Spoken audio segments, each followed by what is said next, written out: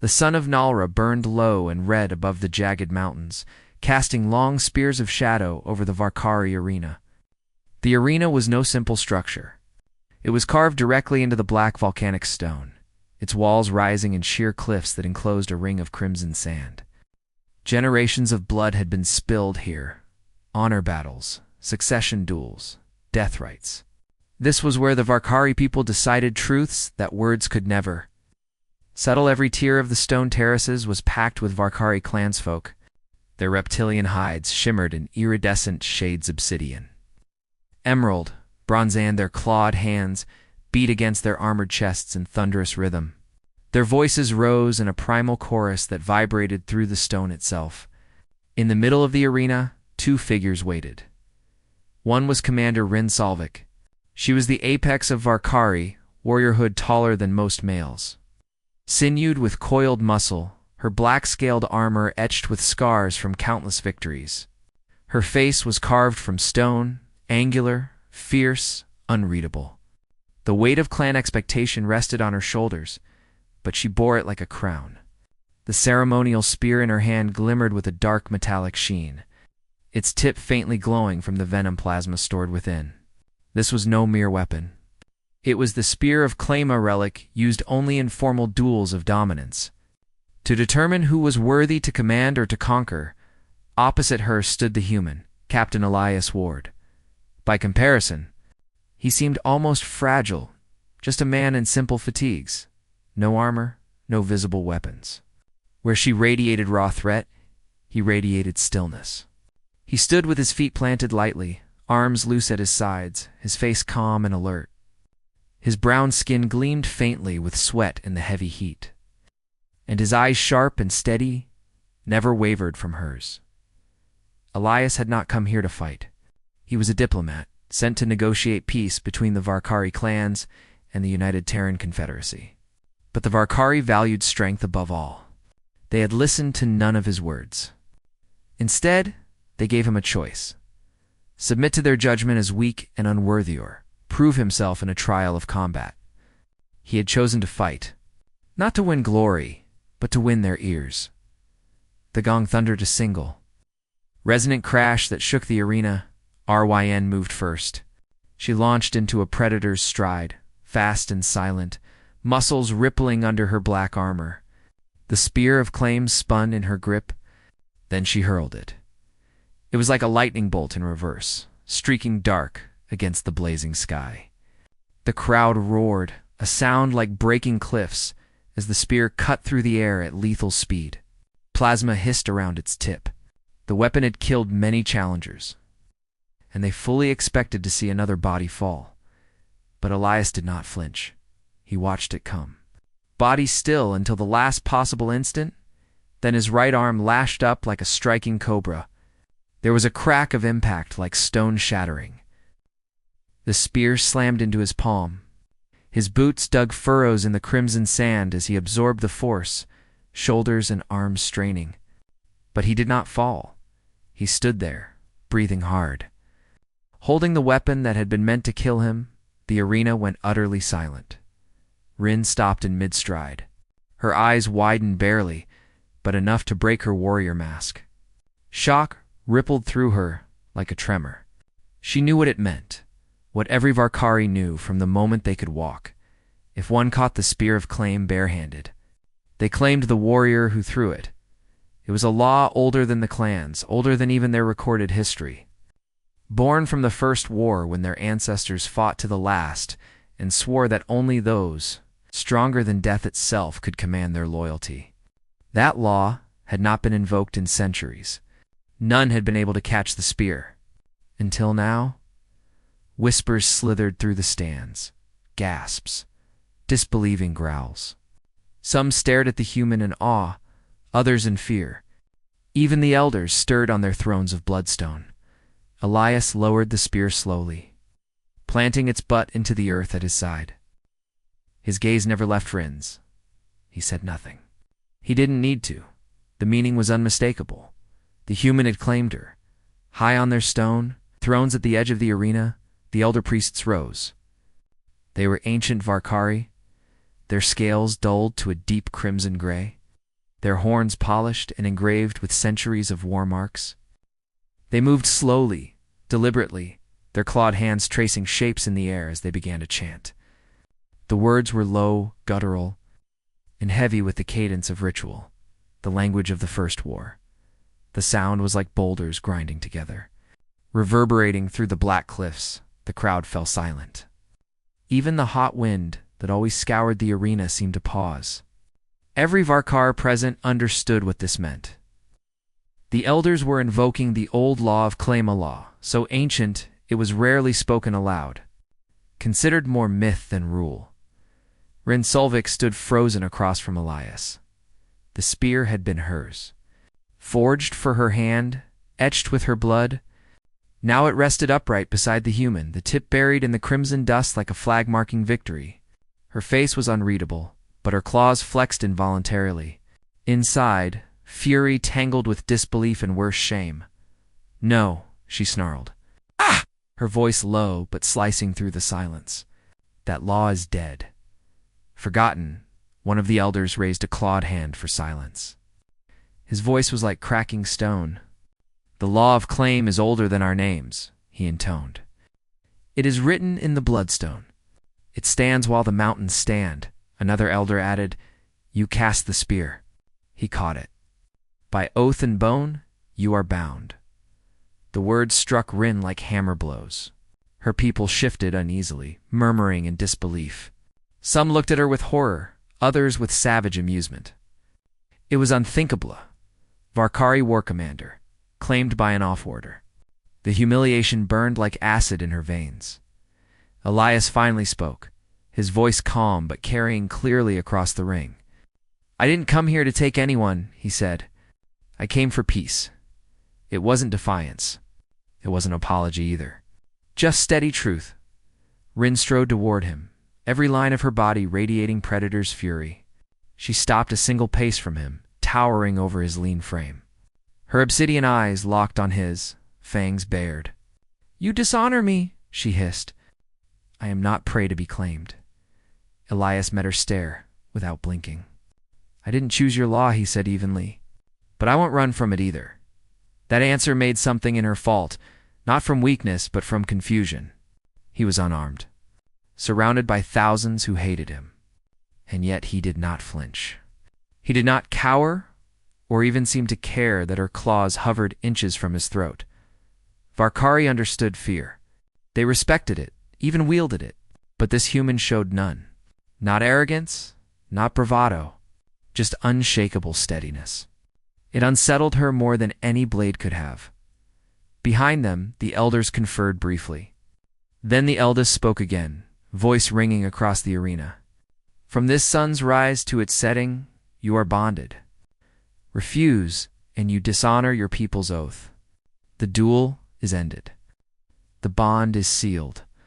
A ripple of sound moved through the crowd, first murmurs, then rising into thunderous roars. Some shouted in outrage, others in savage glee. To them, the old law was sacred, and sacred things cared nothing for pride. Elias stood still, while the storm of voices rose around him. The captured spear gleamed in the red light like a black flame. Rin remained silent for a long moment. Then, slowly, she reached out and closed her clawed hand around the shaft of the spear.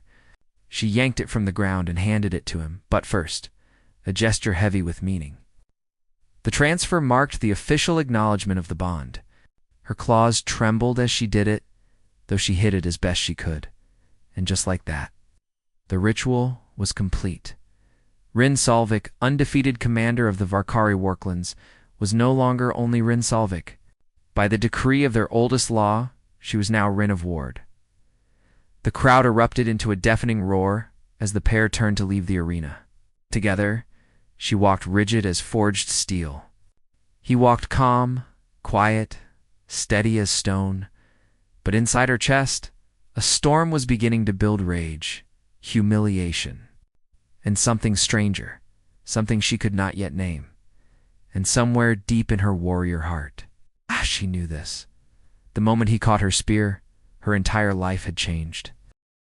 The arena's uproar still echoed in Rin Solvik's ears as she stalked through the winding corridors carved into the volcanic cliffs. The crimson banners of her clan hung motionless in the heavy air. Elias walked a step behind her, quiet as a shadow, his expression unreadable. The spear of Claimer rested casually in his grip, as if it weighed nothing. Every Varkari they passed stopped what they were doing.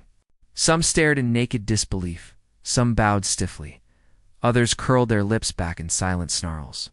To them, Rin had been their unbreakable champion proof of Varkari supremacy. Now she walked as the claimed. Rin's claws clicked softly against the black stone floor.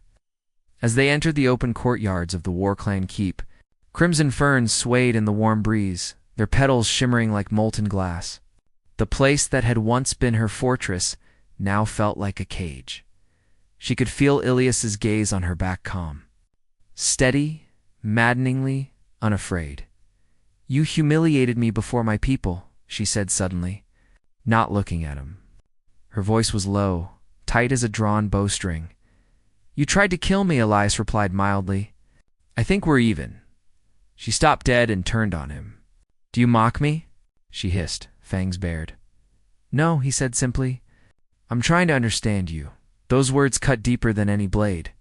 Understand her? No one sought to understand Rin. They feared her, admired her, hated her. But this human looked at her like she was not a monster or a prize, just a person. It made something twist uneasily in her chest. Tradition offered no time for her turmoil. The old law was clear. Once claimed, a warrior must fulfill the bond of guard until the elders judged the rite complete.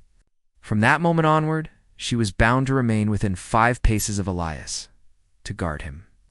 Eat with him, walk with him, sleep within reach of her claws. She despised it, yet she obeyed. The days that followed were suffocating. Everywhere Elias went, Rin followed like a shadow of black iron. When he met with clan elders to attempt diplomacy, she stood behind him, arms crossed, silent and coiled like a spring. When he walked the market streets, she stalked at his shoulder, glaring at anyone who so much as glanced too long at him. At night, they slept in the same chamber by decree.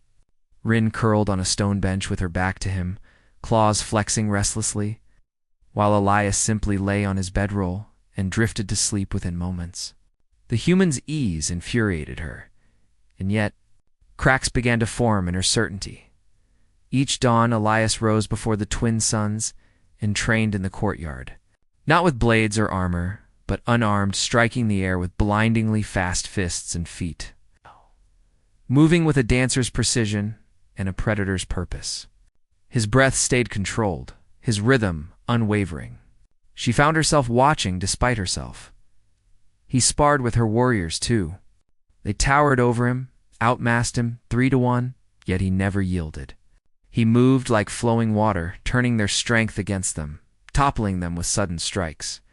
And when he lost and he did lose, he only smiled, got back up, and asked to go again. Even stranger, he spoke to the smallest hatchlings, who darted about the training yards. No warrior gave hatchlings attention, yet Elias crouched to their level, letting them tug on his sleeves, asking them questions about their games, and laughing with them. Not mocking, but sharing joy. No one laughed here, not like that. The sound unsettled her more than she wanted to admit. For all her contempt, Rin began to see patterned strength without cruelty, confidence without arrogance. Elias did not need to crush others to prove himself. He stood tall because he simply was strong. Sometimes she caught herself matching her steps to his without realizing it. Sometimes she found her gaze lingering on the strange softness in his eyes. It terrified her, because Rin, Salvik, had been forged into an unyielding weapon. No fear, no doubt, no tenderness. And yet this human, with his maddening steadiness and his disarming laughter, was beginning to erode the armor around her heart like water carving canyons through stone. She told herself it was nothing, just curiosity, just wariness. But deep down, she knew it was more. And that frightened her far more than any enemy blade ever had. It began at dawn. Just as Rin and Elias were breaking their fast in the clan keep's courtyard, the twin suns had barely crested the black peaks when the alarm gong sounded a rolling. bone-deep thunder that turned every head toward the horizon. From the high battlements, crimson flares streaked upward, the ancient Varkari signal for siege. Rin leapt to her feet, claws bared. Through the swirling heat haze, she saw them, banners of obsidian and bone. The war sign of the rival Catharis clan, rising from the jagged plains. Hundreds of armored Varkari warriors marched in brutal formation, their scales painted war-black, their war beasts hauling siege engines that glimmered with plasma coils. The Catharis had long despised Rin's clan for allying with offworlders. Her bond to a human had been the final insult, the excuse they needed to declare open war. Rin's blood ignited with old fury. This was what she was forged for. Yet when she turned, Elias was already standing, calm as ever. Sliding his jacket off and flexing his hands like a man about to start a training session. "Rather than face an army, you will stay in the deep vaults," she ordered sharply. "This is not your fight." "By your own law," he replied, meeting her eyes. "Where you go, I go." Those words struck something deep in her. They were not boast or bravado. They were simple truth. The bond of guard cut both ways. And Elias, maddening human that he was, intended to honor it. When the first siege shells struck the outer walls, shaking the keep like a wounded beast, Rin stopped arguing. They fought side by side atop the blackstone battlements as the Catharis slammed into the gates. Rin moved like living thunder, leaping into the mass of enemy warriors. Her claws rending through black armor, her tail lashing like a spiked whip. Her battle roars shook the air, and Elias was at her side, always just within reach. He carried no gun, no plasma blade. Instead, he fought with the captured spear of claim, wielding it like it was part of him. He didn't try to match the Varkari's brute strength. He flowed between them, turning their momentum against them, striking pressure points with surgical precision. Where Rin was a storm, Elias was a scalpel at one point. Catharis champion twice his size slammed a warhammer toward his head. Elias ducked beneath the blow, pivoted, and drove the butt of the spear into the champion's knee with a crack of bone. The giant toppled. Elias vaulted onto his back and flung him into the oncoming ranks. The crowd of defenders on the wall roared in shock and admiration. Rin caught herself glancing at him, mid-swing seeing not fragility, not prey, but a warrior who fought as if the battle were an intricate dance, and death just another step. The siege dragged through burning hours. Plasma bolts screamed overhead, war beasts roared, stone shattered. The air reeked of molten metal and scorched blood. Rin's scales were slick with black ichor, her breathing ragged, but she fought harder than she ever had. Because now she was not just fighting for her clan's survival. She was fighting to keep the human beside her alive. Once, when she was struck hard and staggered to her knees, Elias was simply there catching the incoming blade on the spear's shaft, spinning to hurl their attacker over the battlements. He didn't even look back to see if she rose. He simply trusted she would. And she did. By dusk, the Catharis assault broke. Their siege beasts lay shattered on the plains, their banners torn down. The defenders stood bloodied but unbroken upon the walls. The Varkari warriors erupted into their thunderous victory howls, but Rin barely heard them. She stood panting on the battlements, black blood drying on her armor. Staring at the human, Elias leaned calmly on the spear, chest heaving, but eyes bright. A small, tired grin on his lips, and something inside Rin shifted like tectonic stone. For the first time, she did not see the bond of claim as a chain. She saw it as a shield, one they now carried together. The ceremonial fires of the Ashkar camp burned low as night deepened over the endless plains, and the vast circle of warriors stood in tense silence. The wind hissed softly through the bone chimes, each hollow rattle echoing like a heartbeat. At the center stood Ralvek and Markastu warriors locked not in combat, but in the gravest moment of Ashkar tradition, the judgment of claim, Ralvek's towering form was wrapped in ceremonial war paint of crushed ember and night dust, his black eyes glimmering with fury. His jaw was set like carved obsidian. Opposite him, Marcus stood bare, armed and calm, the alien spear still held across his chest like a staff. The same spear Zara had hurled at him on their first encounter, the spear he had caught. Unknowingly invoking the ancient binding Rite, the Ashkar elder. A frail figure draped in silvered hides raised her clawed hand. By law, older than our blood, the spear decides. He who holds it may either claim the warrior, or release her. Her voice carried over the circle, each word weighed with centuries of meaning. If claimed, the warrior must stand by the claimant's side until death. If released, she returns to the tribe unbound, but the challenger must prove their worth. Ralvik snarled low. This is madness. A human claiming one of our fiercest. But before Marcus could reply, Zara stepped forward from the watching ring. The firelight painted molten shadows across her face, and her crimson war braid swayed as she moved. Her eyes, once defiant, now held something softer, conflicted but unbroken. She stopped between the two males, her hand resting lightly on her own chest. "Ralvik," she said, her voice clear. "You speak as though I am prey to be fought over? Yet it was I who cast the spear. I who tested him, and he did not flinch." Ralvik's mandibles clicked sharply. "Then you are bewitched." "No," she said, "I am." Seeing her words seemed to ripple through the watching Ashkar like a thrown stone into water. Even the wind hushed. Marcus looked at her, truly seeing her now as the warrior who had tried to kill him, nor as the fierce, proud creature who had sparred and laughed and walked beside him since but as someone who had never been given a choice of her own. Someone raised only to fight, to obey, to win or die trying. Slowly he knelt, and with deliberate care he planted the spear upright in the earth between them. Gasps rose from the ring. The gesture was unmistakable, the act of release.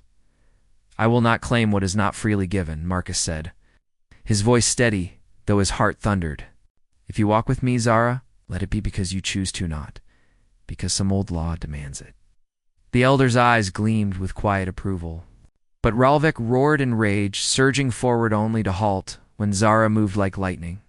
In a blink she snatched the spear from the earth, spun it once, and leveled its tip at Ralvik's throat. The flames caught along the blade, glinting like captured starlight. "I am not his by law," she said, her voice low and fierce. "I am his by will." Ralvik froze. The words were a blade sharper than any spear. To deny them was to deny her honor. Slowly, his posture sagged. With a guttural growl, he stepped back and bowed stiffly. Conceding defeat before the circle, Zara turned, met Marcus's stunned gaze, and drove the spear butt first into the ground before him, kneeling. "By my choice, I walk with you, human." For a long heartbeat, neither spoke. Then Marcus reached out, lifting her to her feet. A small, incredulous smile broke across his face. "Then let's walk," he said simply, around them.